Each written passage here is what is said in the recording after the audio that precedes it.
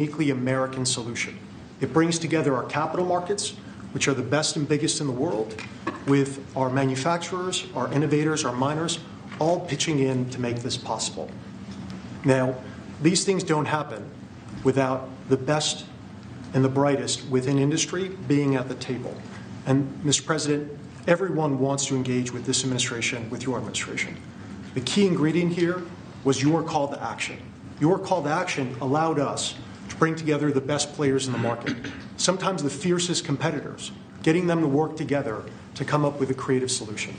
Now, in addition to our great team at the Export-Import Bank, who worked around the clock, led by Brian Greeley, Jeff Wilson, Sarah Whitten, many others, we benefited from having the biggest manufacturing CEOs, the smartest market players at the table, all looking to solve this problem. So what we have with Project Vault is marrying the capital solution with what we need when we need it most. And the best part about it is that the American taxpayer will earn a return on financing the first ever strategic critical minerals reserve in history. And we thank you, Mr. President, for allowing this to happen. All of the people around us today help make it possible. Our cabinet secretaries, our top CEOs, their teams, top market players, whether it be GM, GE Vernova, Boeing, Clarios, Google, Mercuria, especially Brian Fallick, Hartree, Traxxas, our friend Robert Friedland. All of us work together, Mr. President, to deliver this for you, and for the American people, so that manufacturers and workers all across the country can rest assured they'll have what they need when they need it most. So, and you're covering everything with this. We're not just doing certain minerals and rare earths. We're doing everything. Everything on a critical What about list. Magnets? We're focused on the critical raw materials, and we anticipate that led by our great manufacturers, will help breed even more solutions. Great job. Thank you very much. Doug Burgum, please. Mr. President, again, I want to echo what John said, which is a great thank you to you. You've set the direction, and when you took office, you've done more in the last year for mining and minerals in our country, perhaps than any president in history. Just like drill, baby, drill, you said mine, baby, mine. And what's happened in our country is you've led us through deals with equity deals for the first time. The United States of America is driving equity deals to help sustain and balance this market. You unlocked Alaska with the Amber Road project. That opened up over 1,700 mining claims in Alaska. And, of course, on beautiful, clean coal, we've got critical minerals that are co-located with that coal, and we've unlocked that. The Biden administration did 0 coal leases during the last 4 years. You've done hundreds of millions of tons of coal leases. That's going to help drive electric prices down in America. Permitting, you mentioned this in your remarks. There were some permits that had lingered for 29 years. They got done in 4 months last year under your administration. And under your emergency authorities, some of these permits got done in as short as 12 days. You helped create a club of nations to help balance out the fact that we didn't have markets that were functioning around critical minerals. You led off with Australia, Japan, Korea, Saudi Arabia, and Thailand. This week, we'll announce 11 more countries that are joining that club of nations as part of this global coalition.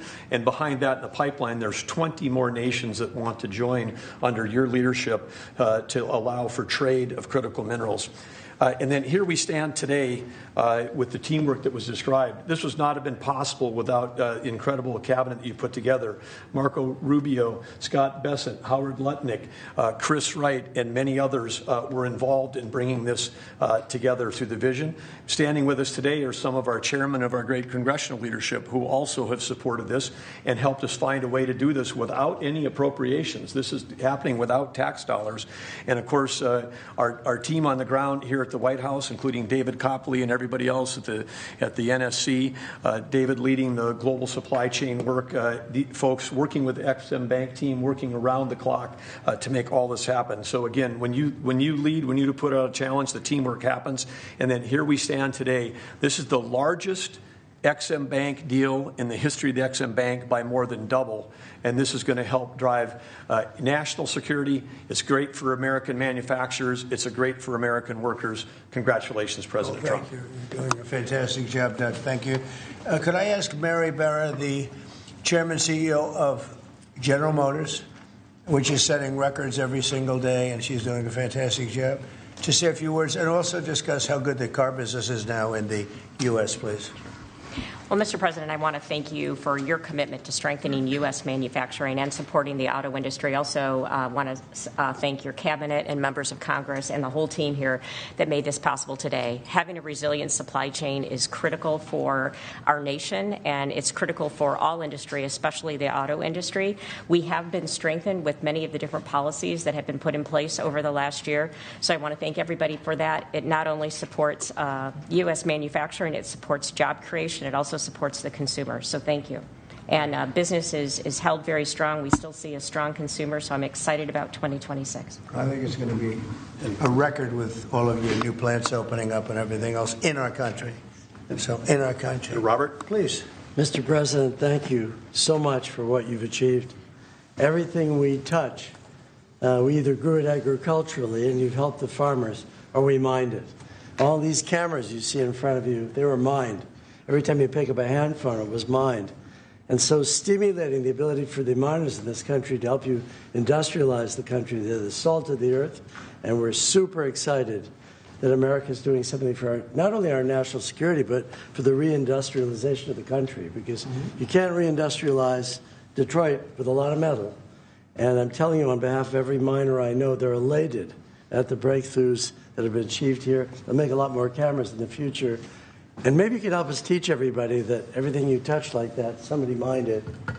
And we need your support, and we're really happy to get it. And congratulations, you're in the Hall of Fame. Is that the Rare Earth Hall of Fame or Minerals Hall of Fame? It's a bunch of pictures of dead guys that go back to Herbert Hoover, who was a miner. Mining's down to 1% of the S&P 500, but really everything you touch needs mining. And this is the first administration with your support where we've got hope. We can go out and really do it.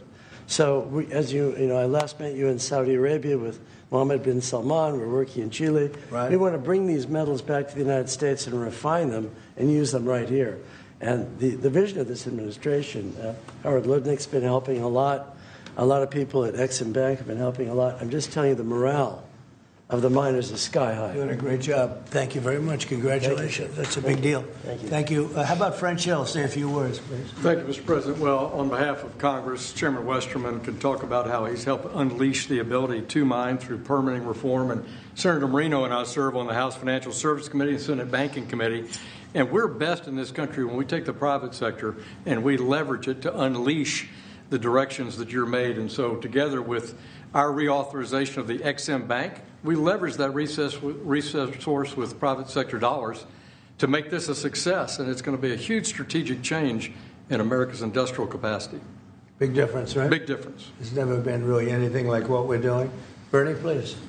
Not to be hyperbolic, but if you hadn't been elected, the auto industry in America would be over. The It would be country would be over. completely over. The country would be over. Well, but the auto industry would have been gone first. What the Democrats had done with electric vehicles, the mandates, what you were able to accomplish last year, Secretary Lutnick, what Secretary Bassett was able to do with your leadership has transformed the auto industry. And I tell you, it's never been better for people in the auto industry. I hear it from all my friends. They are elated. And the worst part is that the people that you really saved were the car dealers in California, in New York, in New Jersey, right? And they fought me all the way, Mary, right? They fought me all the way, and now they're saying thank you very much. But you're doing a great job. Thank you, Bernie. Scott? Sir, as you always say, economic security is national security, and a country does not have sovereignty if we don't have control of our critical minerals, don't have control of our steel production and our industrial base. And thanks to the work of everyone here through your leadership, this was a public-private partnership that only you could have assembled. And we are taking back our sovereignty, and we are going to have this Vault project, a strategic mineral reserve. And I can't tell you how innovative and exciting this is, and the level of security it is going to give us going forward is phenomenal. And how is your new, and I think new and improved Fed chairman doing? How's that all going? So he's off to a great start. I think so. He had so much built-in credibility, and as the American people, smart people, like the Representative Hill, the Senator Marino, They already knew him, and as the American people get to know him, the important thing is that they will be able to trust the Federal Reserve to steer the economy for them. He's going to do great. Howard, please. So, prior presidents took America for granted. They let our critical minerals only be controlled by China. They let our mining business go to hell by closing all the mines, closing our coal plants while China opened them. They let our auto industry, right? We used to produce 75% of our cars in America, and when Biden left, it was below 50%. We were just letting all of these industries just be shredded from America. And thank goodness you are in this chair, changing it and taking it back. We are taking back critical minerals. We are taking back mining. We're taking back the auto industry. You're going to watch us take back pharmaceuticals. We're going to take back semiconductors. None of this could possibly happen without your leadership. And it is the most fun to stand back here with your leadership because we are changing America back and making it great again. That's very true. Anybody would like to say anything else? Amen to that. You guys okay? Everything all right? Chairman. Well, thank you, Mr. President. Such a good man. Go ahead. It's a great day, and it couldn't have happened without your leadership. And I think people will be talking about this for a long time because we're bringing back American mining and American manufacturing. You know, God blessed our country with abundant resources. Secretary Burgum talked about the Ambler Road. 49 critical minerals that can be mined in sufficient quantities just in that one area, but from northern Minnesota, Arizona, my home state of Arkansas, we are blessed with all these minerals. They're just in the ground. But when we get them out of the ground and not only mine them, but refine them and process and manufacture with them, it'll unleash great wealth for our country. And that'll just build on all the other successes. So thank you for what you've done. It's a great day. And how does it feel to be in the Oval Office? Is that crazy? Are we ever here? No, I've never been here, sir, but it's fantastic. All the Mary's gold. been here a little bit. Yeah. Right? But it's a special place. Never been so beautiful either. Yeah, questions, please. Mr. President, speaking of the Fed, would you like to see Janine Pirro drop the investigation into Chairman Powell to help? Senator Tillis has basically said that he's not going to really be working with the administration to help bring war. So would you like to see the investigation? No, she's got to take it to the end and see. Like you're doing a small renovation, and they've spent almost $4 billion doing a small renovation. I'm doing buildings. I built a hotel.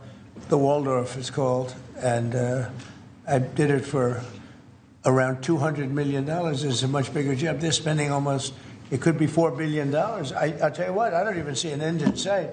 I feel badly for the new Fed chairman because he may not have an office for 4 years. I don't know what these people are doing. So it's either gross incompetence or it's theft of some kind or kickbacks.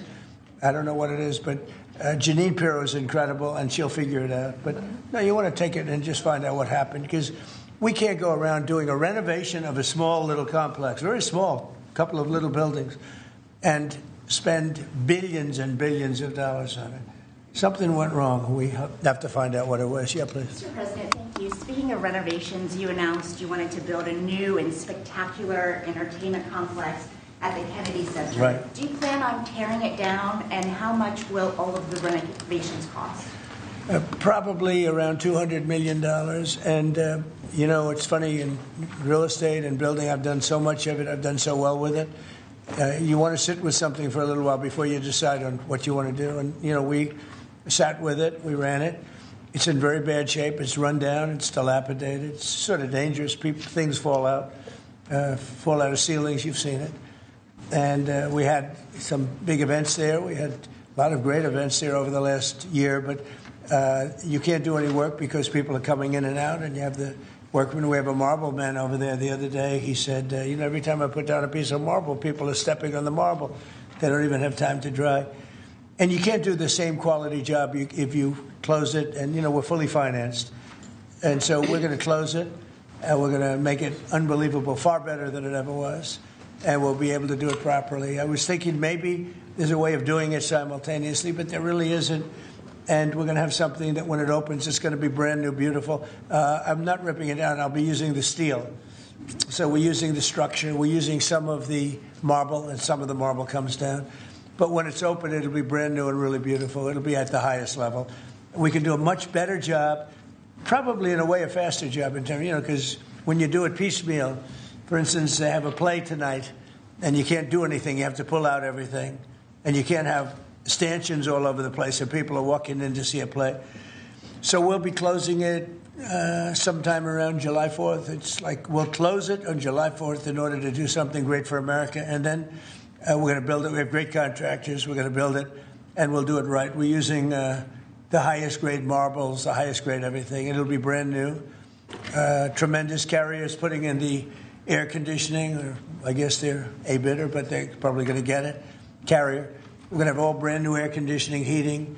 The steel will all be checked out because it'll be fully exposed. It's been up for a long time. But as anybody knows, it was in very bad shape. It wasn't kept well before I got there. So we're going to make it, I think there won't be anything like it in the country. Sir, Mr. President. Yeah, please. About your meeting with President Petro later this week, he's been quite critical of you since you spoke back in January after the Maduro raid. What would you like to hear from him tomorrow in terms of drug trafficking in Venezuela? What are your expectations? I mean, he's been very nice over the last month or two. He was certainly critical before that, but somehow after the Venezuelan raid, he became very nice. He changed his attitude very much. So, no, I look forward to seeing him. He's coming in. We're going to be talking about drugs because tremendous amounts of drugs come out of his country. And I look forward to seeing. We're going to have a good meeting. Yeah. Mr. President. Steve Witkoff is going to be with the Iranian foreign minister on Friday. What are you hoping he'll get out of that meeting? Well, you're going to have a lot of things are happening. You have Iran and you have Russia, Ukraine, and you have the Middle East. We have a lot of things going. A lot of problems were here for a long time before I got here. We settled 8 wars. And I think we're doing very well with Ukraine and Russia. For the first time, I'm saying that. I think we're going to maybe have some good news. We're losing 25,000 people a month are being killed in that war, ridiculous war. 25,000. It was 31,000 last month. Think of it. Young, beautiful kids, the kids of parents, their parents. It doesn't affect us in one way, but in another way, it's 25,000 souls that if I can solve it. We're not spending money like Biden did. He gave $350 billion away. I make everyone pay. And the United Nations, they're a little bit involved. But if you take a look at what's happening, the countries of Europe are paying us for the weapons. So we have NATO paying, we send missiles over there, they pay us in full. It doesn't cost us 10 cents. And we make money, I guess, but I don't even want to talk about that. Because what I really want to do is save those people from dying. They lose, Mary, can you imagine 25,000 to 30,000 people a month? That's like a stadium full of people every single month. And, I was blessed with something where I can get these things done. Got 8 of them done. I thought all 8 were going to be more difficult than this one. I thought my relationship with President Putin would give us a, much easier road. But there's tremendous hatred between Zelensky and Putin. Tremendous hatred. I mean, it's a shame, but it's taken longer than we thought. I did call up President Putin, and he's agreed. He's put it out, too. They have the same cold wave that we do. Maybe different because it's pretty far away, but it's the equivalent. And Ukraine's a very cold country. It's much colder than us. It's colder than, they say, on average, it's Canada or colder. And on top of that, they have a tremendous cold wave. Then I asked him if he wouldn't shoot for a period of 1 week, no missiles going into Kiev or any other towns, and he's agreed to do it. So it's something. What about Iran's nuclear program? Do you think Mr. Witkoff can get a deal on that? Well, we're talking about that. We have ships heading to Iran right now, big ones, biggest and the best. And we have talks going on with Iran. We'll see how it all works out. Mr. President, when did you speak with Mr. President, the Pentagon released National Defense Strategy last week, and it says... Where are you from with that nice I'm from Europe, Good. from Lithuania, Baltic states. Good. National Defense Strategy says that U.S. will provide critical but only limited support for European defense. What does that mean, limited support? Will the U.S. still provide... Well, we get along very well with Europe. I do. Because, don't forget, I got the GDP lifted from 2% to 5%. Nobody thought that could be possible. And they're giving us a lot of that money. We have the best military equipment. We're selling it to NATO. But I get along very well. But Europe has to be careful because, there are those that say it's no longer recognizable between immigration and energy. It's there's so much potential. In UK, you have the North Sea oil. and they basically close it down. And then they buy energy from Norway, which is the North Sea oil. So you figure that when Norway's got trillions of dollars, they have to be careful. You need energy, and you can't do the windmills because the windmills, you're supposed to make money with energy, not lose money. So I'm very disappointed. I love Europe. I love the people of Europe. And they have to be very careful. They're at a tipping point. You have tremendous immigration problems, and you have tremendous energy problems. It's a bad combination. So. Mr. President, thank you, Mr. President. Kristi Noem just announced that you're deploying body cameras to Minneapolis. What's your thinking behind this decision, and do you want to see this? Well, it wasn't my decision. I would have, I leave it to her. They generally tend to be good for law enforcement because people can't lie about what's happening. So it's, generally speaking, I think 80% good for law enforcement. But if she wants to do that, I'm okay with it. Remember one thing, we closed the border. I got elected on a disastrous border, and we have nobody coming in through our border anymore. We had 25 million people come in 4 years through our border. Many of them were murderers and drug dealers and mentally insane from mental institutions and insane asylums. And now we don't have anybody coming in. For 9 months now, they actually report zero. We have 0 people coming in, which I find hard to believe, but the Democrats do that report. They tend to be left-leaning that do that report. So I assume it's true. If it's not, it's a very tiny amount of people. But we basically have a tremendously perfect, strong border. And also, crime levels are at the lowest point they've been in 125 years. Since 1900, we have the best numbers. And that's despite the fact that we had a lot of criminals and murderers. 11,888 murderers came in. And we have the lowest numbers that we've had in 125 years. So, we're doing a good job. If she wants to do the camera thing, that's okay with me. Mr. President, there was one comment about D.C. during January. Do you think this is due to your efforts, and do you think blue states should see this as a sign that they should cooperate with you? Well, if there was one, we haven't had one in a long time. D.C. has become a very safe. There was an in-house homicide. It was in-house. It was a dispute within a family.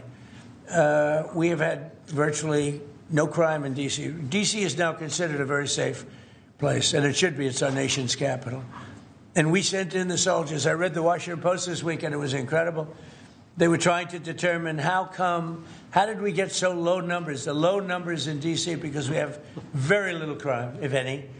And they talked about everything except for the fact that we put our National Guard and great soldiers inside our city. They didn't want to mention that. It's how dishonest. Because if we didn't do that, you'd have tremendous crime in D.C.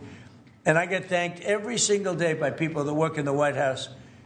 People, young ladies, men, they come up, thank you, sir, for making D.C. so safe. They walk to work now. A year and a half ago, they wouldn't have walked to work. They would have been killed or mugged or something would have happened to them. So it's, it's a great honor, but you got to read the story in the Washington Post. They do it. Crime is way down in D.C.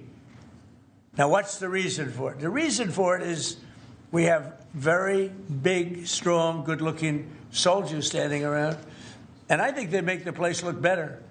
But this is our capital, and we have a very safe capital. We had a very dangerous capital before. Yeah, please. Sir, yesterday you said you were speaking to people about Cuba to reach an agreement. What sort of agreement are you hoping to reach? Is that with the Cuban government? Well, it's a failed nation now, and they're not getting any money from Venezuela, and they're not getting any money from anywhere. It's a failed nation. Mexico is going to cease sending them oil.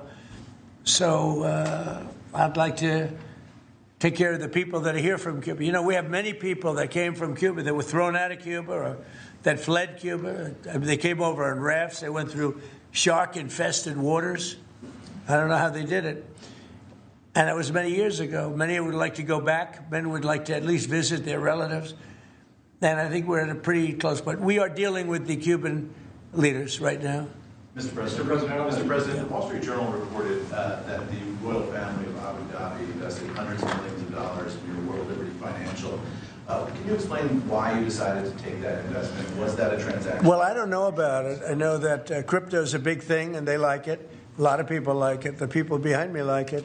My sons are handling that. My family is handling it. And I guess they get investments from different people. But I'm not. I have all I can handle right now with Iran and with Russia and Ukraine and with all the things we're doing.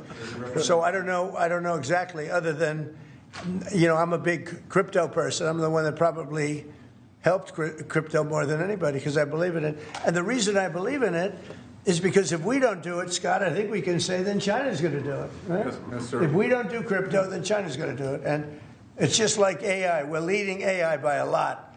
And if we weren't leading, China would have led. They're very capable. They're very good. What do you have to say about that? You've made America the digital asset capital of the world. We did the Genius Act for stable coins. Many of the people standing up here are working on the Clarity Bill to I hope that gets done. Market structure. Yeah. And we're bringing U.S. best practices to an exciting the new industry, digital assets, innovation, and it spreads everywhere. So the U.S. And do you agree that if we didn't do it, China and others would, but China would? Oh, China would have had the lead, and then others around the world in terrible jurisdictions would have been doing it. And on Iran, sir, can you say what your threshold of military action is? Well, I can't tell you what I'm going to do because right now, we have a tremendous force going there, just like we did in Venezuela, even bigger. And they'll be there soon. And I'd like to see a deal negotiated. I don't know that that's going to happen. But, I mean, if I knew, I wouldn't be able to. I wouldn't tell you. I'd be very foolish if I would tell you. But right now, we're talking to them. We're talking to Iran. And if we could work something out, that'd be great. And if we can't, probably bad things would happen. Mr. President, Yeah, please. On the government shutdown, do you think there could be a resolution to this issue? And have you gotten I do. assurances from House Republicans? Well, I spoke with Speaker Johnson. I spoke with Leader Thune. And I think they're pretty close to a resolution. We were at 5.6% GDP, and we lost 1.5 points because of the 42-day shutdown.